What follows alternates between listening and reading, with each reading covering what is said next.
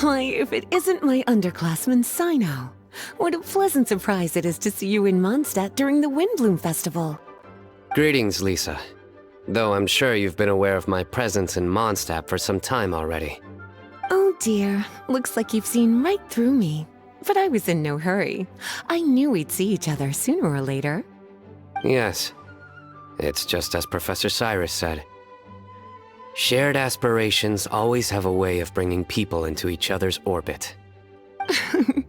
He always has such a poetic way of wording things. I suppose that's the one respect in which I've taken after him. While in your case... Yes, it's his wit and eccentricities that have left their mark on you.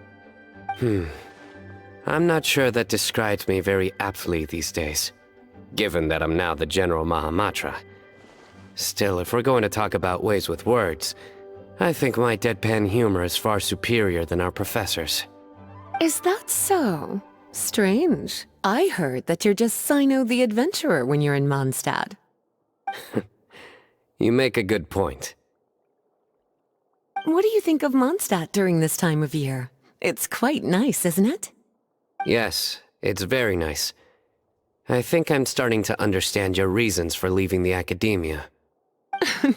I've always prided myself on making wise decisions, and that was certainly one of them.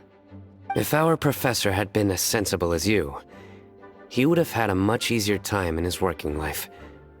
Being stubborn doesn't help anybody. Well, if even you feel comfortable criticizing him now that he's retired, it really goes to show how much he's changed. Stubbornness is an all-too-common vice among scholars. I hope that never rubs off on you. I'm always happy to see you visit Mondstadt and experience the feeling of freedom for yourself. I heard the latest news about Kale, too. No doubt the traumas of her childhood will persist for a while to come. But I have to say, she appears to be doing quite better this time than on previous visits. I suppose you're something of a mentor to her, aren't you? Now that I think about it, the two of you aren't so dissimilar. The power of Hermanubis once brought you great suffering. That's all in the past now. Besides, Professor thankfully didn't treat me like a test subject for the priest's power like the higher-ups had hoped, even though I was a desert dweller. Instead, he gave me the tools I needed to lead the life I have today. He adopted me, educated me, taught me how to fit into society. I am very grateful to him. You are very gifted, and sometimes that can become its own curse. But he has reason to be grateful to you too.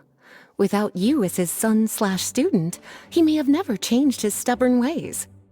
As a fellow student of his, I couldn't be happier for the two of you.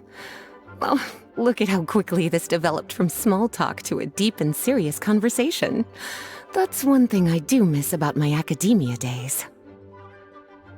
By virtue of being another of his students, you were as much a part of Professor's family as I. It's perfectly natural for a daughter to inherit her father's conversation style. If you say so.